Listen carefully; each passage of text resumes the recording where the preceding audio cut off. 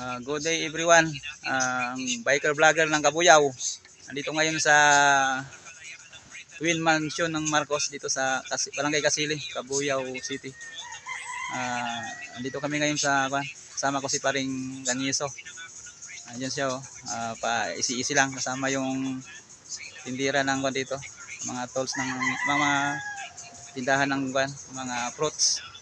Si Ate Mary Grace. Marami siyang mga paninda ngayon dito. Masaging, dragon fruits, kamote. Pag pumasok kayo dito sa Twin Mansion ni Marcos, huwag kayong dito, magkatupili na bumili ng mga paninda ni Ate Mary Grace na